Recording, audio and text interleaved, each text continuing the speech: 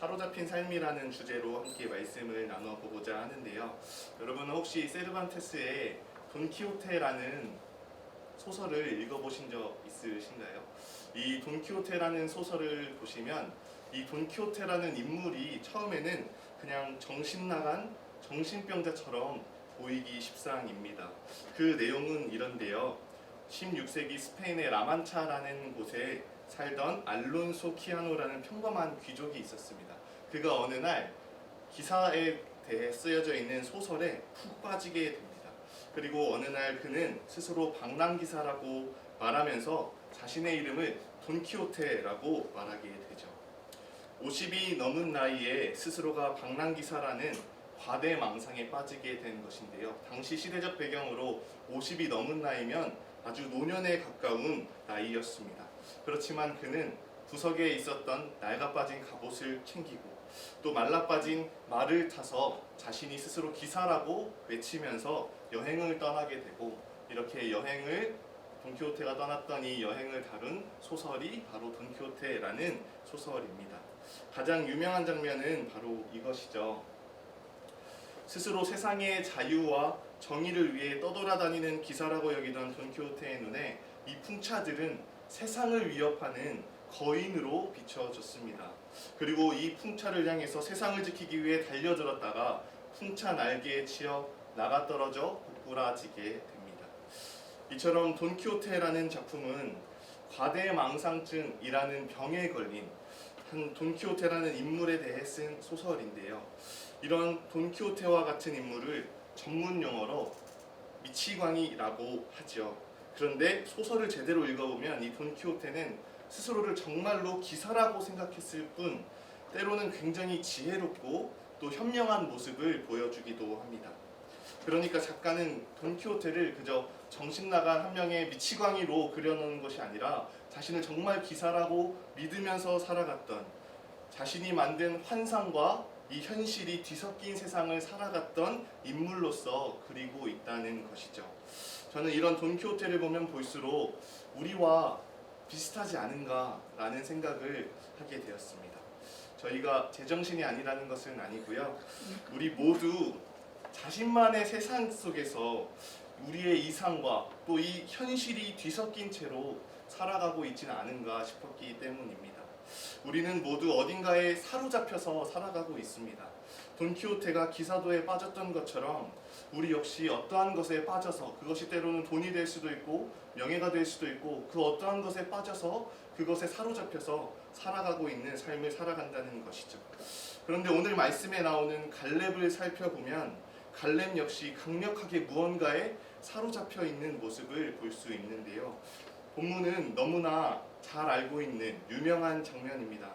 출애굽 후 가나안 땅에 12정탐꾼이 보내진 가운데 10명의 정탐꾼은 헤브론에 있는 거인족 아낙 자손들을 보고 두려움에 빠지고 오직 갈렙과 여호수아만이 저 땅을 우리가 능히 취할 수 있다라고 고백하지요. 10명의 정탐꾼들과 두려워하는 이스라엘에게 분노하신 하나님께서는 정탐하였던 이 40일의 하루를 1년으로 하여서 40년 동안 광야를 떠돌 것이라고 말씀하셨습니다. 그리고 오직 이 이스라엘 백성 중에 갈렙과 여호수아만이 이 약속의 땅 가나안 땅에 들어갈 수 있을 것이라고 말씀하셨죠. 그렇게 시간이 지나 45년이란 세월이 지나고 가나안 땅 정복 전쟁을 하고 있는 가운데 갈렙이 여호수아에게 나와서 저 산지를 내게 달라고 이야기하고 있는 이 장면, 이 본문이 오늘 우리가 살펴볼 본문의 내용입니다. 그런데 갈렙은 정탐하고 난 후였던 그 당시의 상황에 대해서 본문 7절에서 이렇게 말하고 있습니다. 내가 성실한 마음으로 그에게 보고하였다라고 말하고 있는데, 여기서 그는 모세를 말합니다. 그런데 여기서 성실한 마음으로 그에게 모세에게 보고하였다라고 말하고 있는데요. 원어적으로는 갈렙이 자신의 마음에 있는 것을 모세에게 말하였다라고 나와 있습니다. 이를 우리말 성경에서는 내 마음에 확신이 서는 대로 보고하였다, 내 마음이 따르는 대로, 내 마음이 확신하는 바대로 그에게 이야기하였다라고 말하는 것이죠. 10명의 정탐꾼은 분명히 불가능하다고 이야기하였는데 갈렙은 우리는 저 땅을 능히 취할 수 있을 것이다. 하나님이 우리를 승리하게 하실 것이다 라고 말하면서 확신에 차서 이야기하고 있는 것이죠. 갈렙도 분명히 저 거인족을 보았습니다. 그러나 그는 그들을 보고 그 마음에 확신이 꺾이지 않았습니다. 모든 사람들이 저 거인족의 소식을 듣고 두려움에 빠져서 절망하고 있지만 그는 저 땅을 능히 얻을 수 있을 것이라고 외치고 있는 것이죠. 당시 그 사람들이 갈렙을 봤을 때 어땠을까요? 마치 우리가 돈키호테가 이상한 사람 같아, 무슨 기사도야 라고 이상하게 쳐다보는 것처럼 당시의 사람들도 이 갈렙을 이상한 사람이라고, 너무 믿음이 너무 좋아도 문제라고 이렇게 바라보았을 것이라고 생각이 됩니다. 갈렙은 어떻게 그 거대한 아낙 자손들을 직접 보고도 이렇게 담대하게 외칠 수 있었을까요? 오늘 말씀을 통해 갈렙이 어떻게 아낙 자손과 같은 저 거대한 현실의 벽 앞에서도 믿음으로 담대히 나아갈 수 있었던 것인지를 본문을 통해 오늘 한번 살펴보고자 합니다. 우리도 살아가면서 이처럼 거대한 현실의 벽을 매일같이 마주하기 때문이죠. 그렇다면 우리는 이 거대한 현실의 벽 앞에서 어떻게 해야 할까요?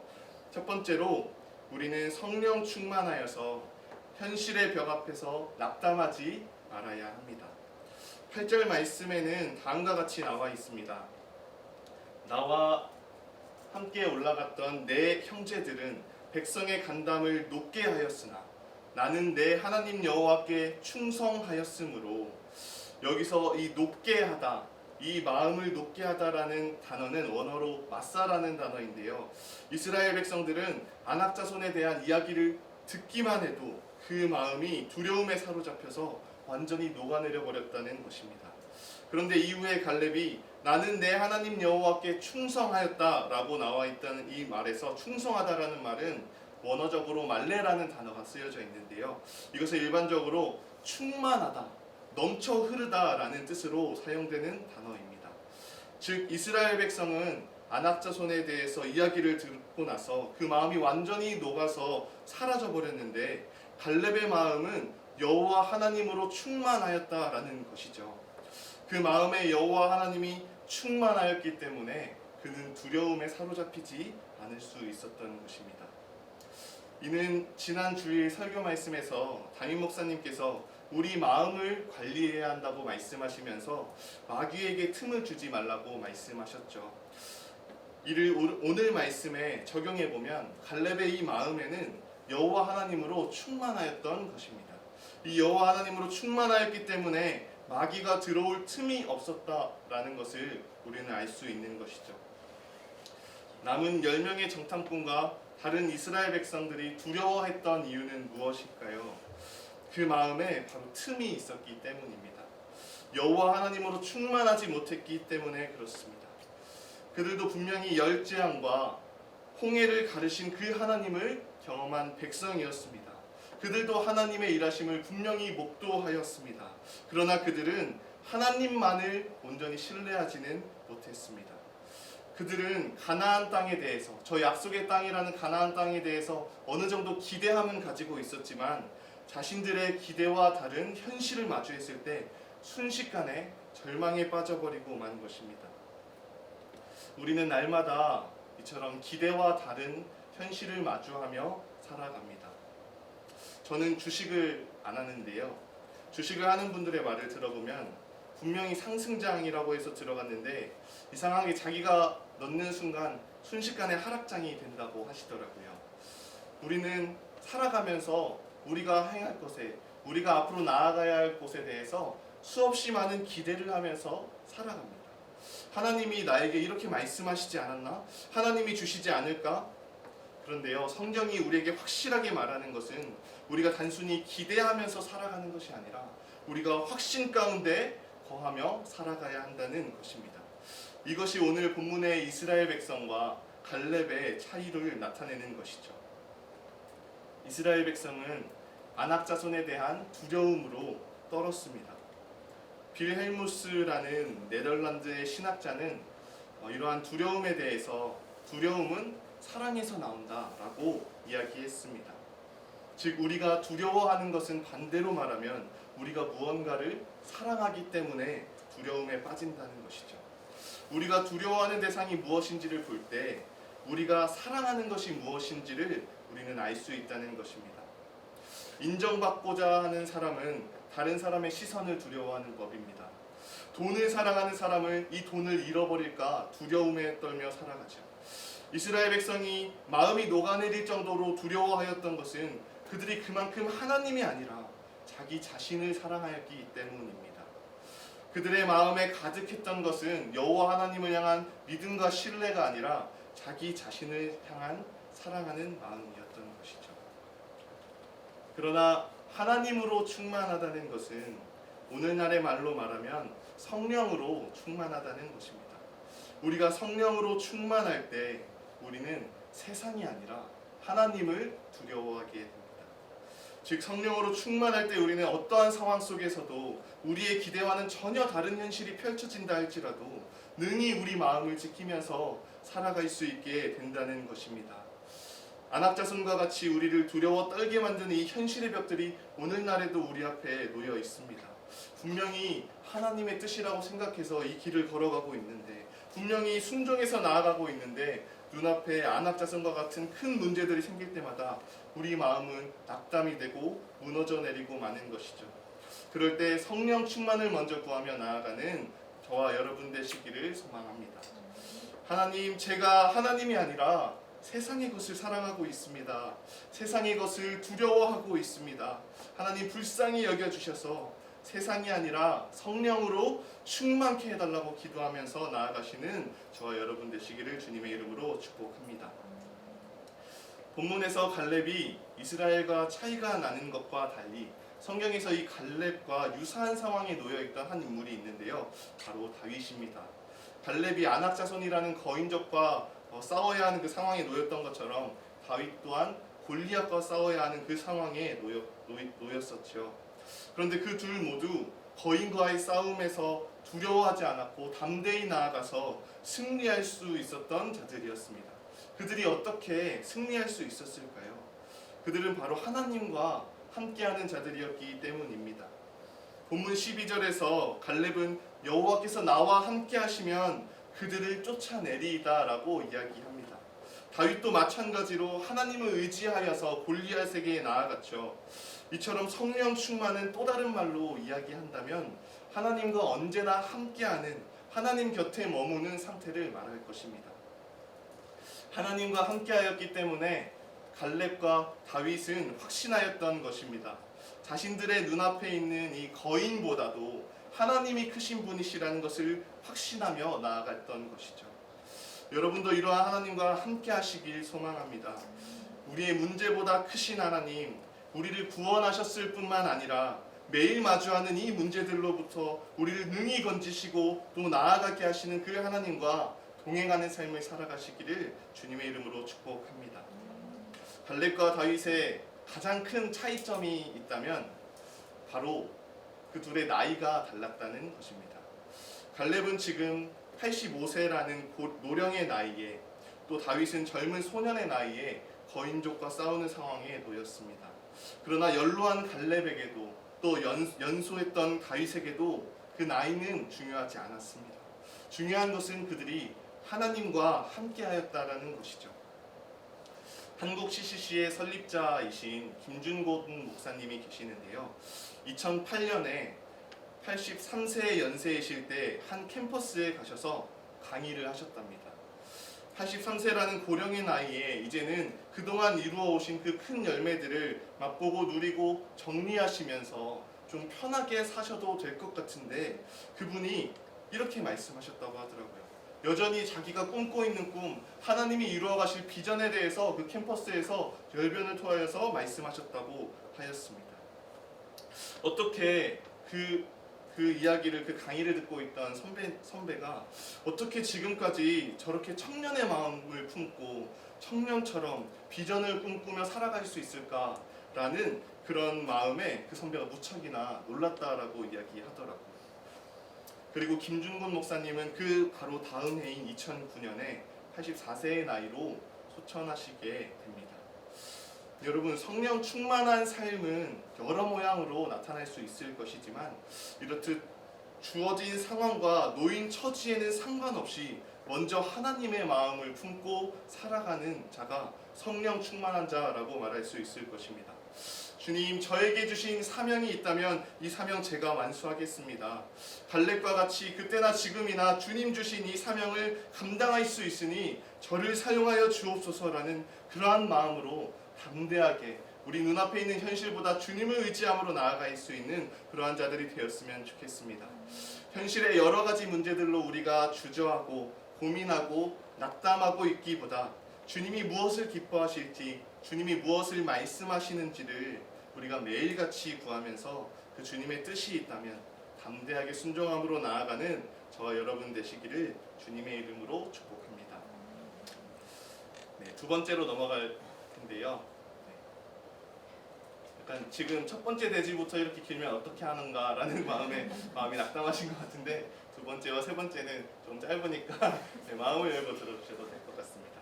네, 두 번째 대지는 고난 가운데 먼저 걸어가신 그리스도를 따라가야 한다라는 것입니다. 오늘 본문 14절 말씀에서는 갈렙이 여호와를 온전히 쫓았더라라고 나와 있는데요. 여기서 온전히 쫓았다라는 단어 역시 마찬가지로 말레라는 단어가 사용되어 있습니다. 이 말레를 통해 또 한 번 우리가 살펴볼 수 있는 것은요, 이 본문의 이 단어를 70인경 성경에서는 헬라어로 따르다, 뒤따르다라는 뜻인 에파콜리테오라는 단어가 사용되어 있습니다. 이 단어는 신약 성경에서 이렇게 사용됩니다. 베드로전서 2장 21절 말씀입니다.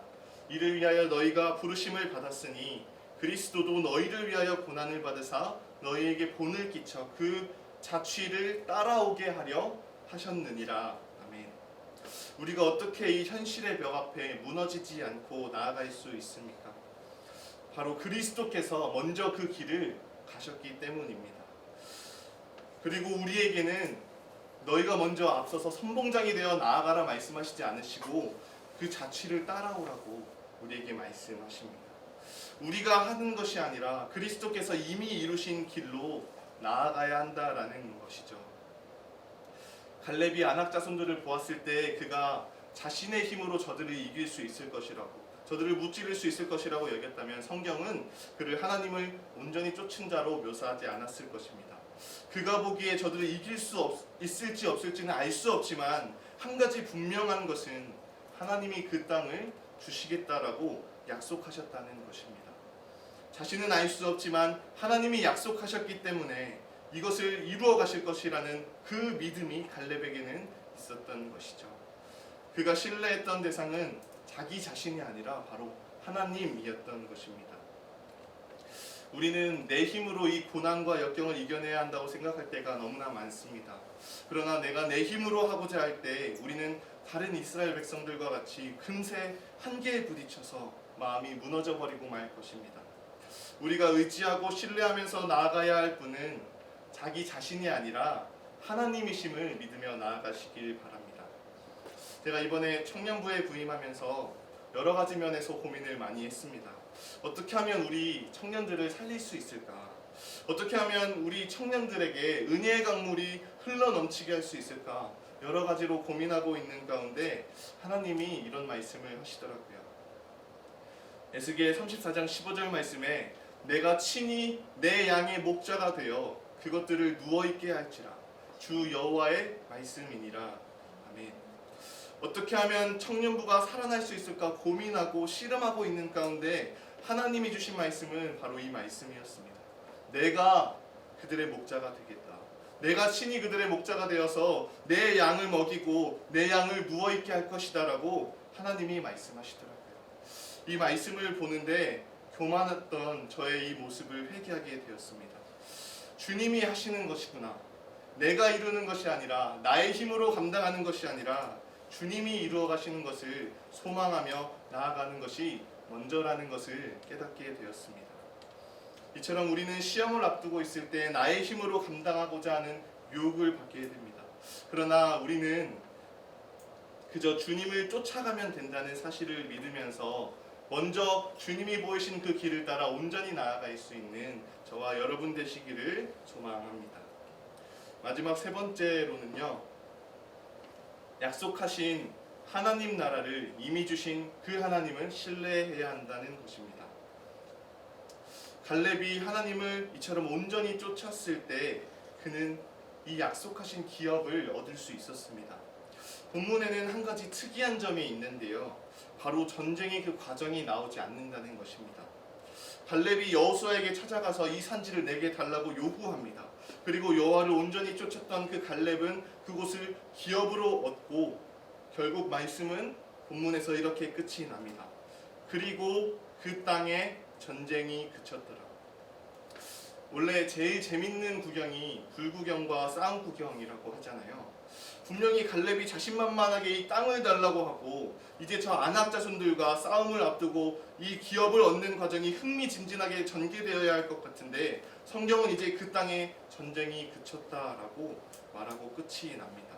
정말 핵심적인 내용으로 들어가야 할 것 같은데 순식간에 성경은 마무리 짓고 있는 것이죠. 왜 그럴까요?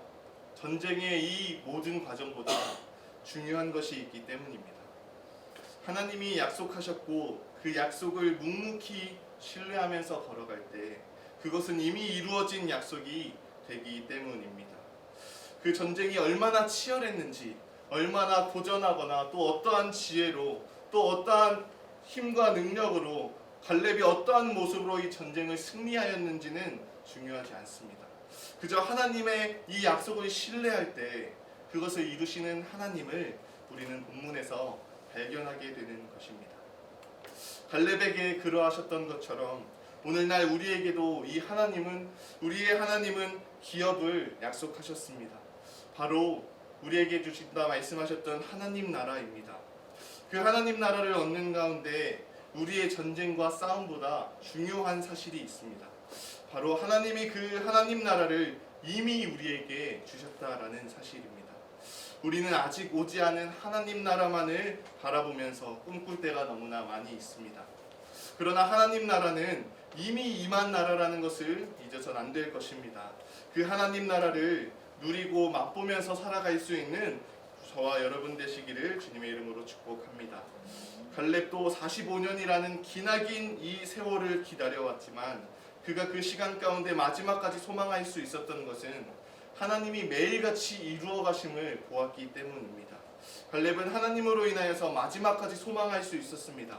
하나님이 이루시는구나. 하나님이 우리를 그 약속하셨던 40년을 지나서 정말 이 가나안 땅에 들어오게 하셨구나. 이 여리고성을 무너뜨리셨구나. 이 아이성을 점령케 하셨구나. 하나님이 정말 그 약속을 이루어 가시는구나. 그 하나님을 날마다 바라보면서 경험하였던 그 갈렙은 가슴이 설레어서 지금 여호수아에게 말하는 것입니다. 나의 나이는 상관이 없다고, 나의 주어진 상황은 상관이 없다고, 하나님이 약속하셨으니 오늘 나를 통해서도 이루어 가실 것이라고 갈렙은 담대하게 이야기하고 있는 것이죠. 그렇게 우리 또한 정말 하나님을 날마다 경험함으로 하나님이 주시는 그 약속이 우리의 삶 속에서 날마다 성취됨을 경험하며 나아가는 저와 여러분 되시기를 주님의 이름으로 축복합니다. 말씀을 맺겠습니다. 처음 말씀드렸던 돈키호테처럼 갈렙은 당시 10명의 정탐꾼과 또 이스라엘 백성이 보기엔 제정신이 아니라 자신이 믿는 것에 사로잡혀 살아가는 조금 이상해 보이는 사람이었을 것입니다. 그러나 돈키호테와 갈렙의 결정적인 차이점이 있는데요. 바로 그 마지막 모습입니다. 돈키호테는 마지막 여행을 마치고 고향에 돌아와서 자신이 방랑기사가 아니란 사실을 깨닫습니다. 그리고 그의 건강은 크게 악화되어서 결국 고향에 돌아와 죽음을 맞이하게 됩니다. 돈키호테의 친구는 그의 묘비에 이렇게 써놓았습니다. 행운을 믿었던 사나이, 세상을 미쳐서 살다가 죽어서 온전한 정신을 가졌다네.